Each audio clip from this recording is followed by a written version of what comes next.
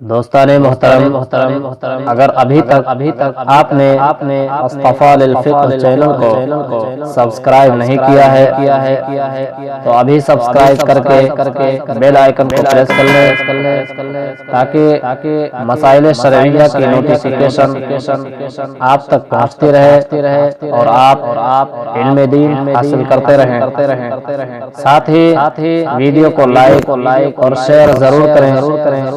جزاک اللہ خیرا۔ السلام علیکم ورحمۃ اللہ وبرکاتہ۔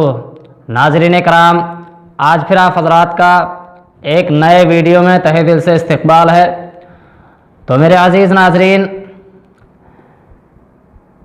میرے ایک دوست کی فرمائش پر میں آپ حضرات کے لیے غصے کے تعلق سے چند باتیں لے کر حاضر ہوا، اور یقیناً اگر آپ نے اس ویڈیو کو انت تک دیکھنے کے بعد عمل کر لیا تو انشاءاللہ عز و جل آپ کے گھر میں جو جھگڑے اور لڑائیاں ہوتی رہتی ہیں وہ بالکل ہی ختم ہو جائیں گی۔ تو چلیے اب بلا تاخیر آج کی اس ویڈیو کو شروع کرتے ہیں۔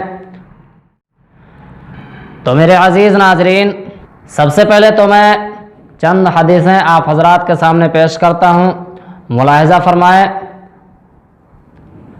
حدیث شریف میں ہے کہ ایک مرتبہ حضور صلی اللہ علیہ وسلم کی بارگاہ میں ایک شخص حاضر ہوا اور عرض کرتا ہے، یا رسول اللہ صلی اللہ تعالی علیہ وسلم، مجھے وصیت کیجیے۔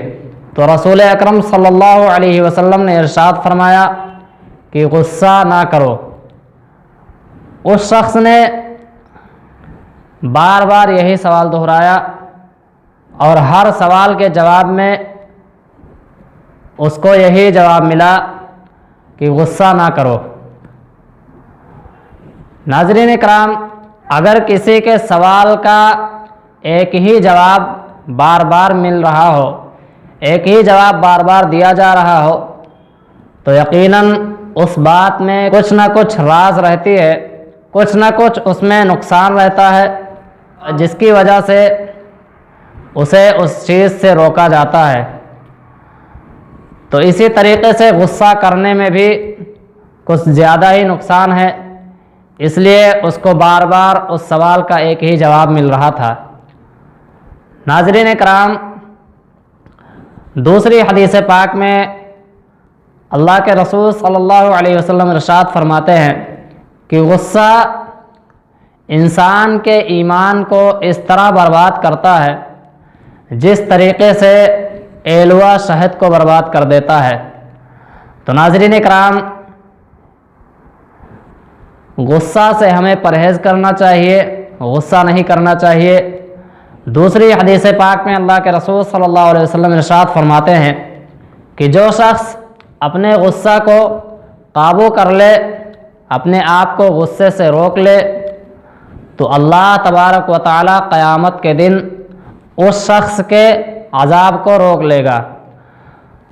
تو ناظرین کرام، یہ حدیث پاک ہے، اس لیے ہمیں غصہ نہیں کرنا چاہیے، اور سب سے بڑی جو خرابی ہے وہ ایمان کو برباد کرنا ہے۔ دوسری جگہ رسول اکرم صلی اللہ علیہ وسلم ارشاد فرماتے ہیں کہ جس شخص کے دل میں رائی کے برابر بھی ایمان ہوگا تو وہ شخص جنتی ہوگا، اور جس شخص کے دل میں رائی کے برابر بھی غصہ اور تکبر ہوگا تو وہ شخص جہنمی ہوگا۔ ناظرین کرام، اب اس حدیث پاک سے آپ سمجھ سکتے ہیں کہ اگر رائی کے برابر بھی کسی شخص کے دل میں ایمان ہے تو وہ شخص جنتی ہوگا، اور ہم اگر غصہ کرتے ہیں اور غصہ کرنے کی وجہ سے اگر خدا نخواستہ ہمارا ایمان خراب ہوتا ہے تو ہم جہنمی ہو جائیں گے۔ تو ناظرین کرام، اس لیے ہمیں غصہ کرنے سے پرہیز کرنا چاہیے۔ غصہ نہ کرنے سے بہت ساری خرابیاں دور ہو سکتی ہیں، ہمارے ماحول میں بہت ساری سدھار آ سکتے ہیں۔ جیسے ایک شخص نے دوسرے شخص کو کوئی ایسی بات کہہ دی جس سے اس شخص کو برا لگ گیا اور اس کو غصہ آ گیا، تو اب اس شخص نے اگر اس کے جواب میں کچھ اور کہہ دیا بڑھ چڑھ کر، تو اس سے کیا ہوگا، بات بڑھتی جائے گی، اور جب دونوں میں بات بڑھتی جائے گی تو یہ آپس میں لڑ جائیں گے۔ اور یہیں پر اگر سامنے والے نے کچھ کہا اور اسی پر اس کا جواب اگر اس نے نہ دیا تو وہیں پر بات ختم ہو جاتی ہے اور جھگڑا ہونے کا کوئی امکان ہی نہیں رہتا ہے۔ یہاں پر مجھے ایک حدیث پاک اور یاد آ گئی۔ اللہ کے رسول صلی اللہ علیہ وسلم نے ارشاد فرمایا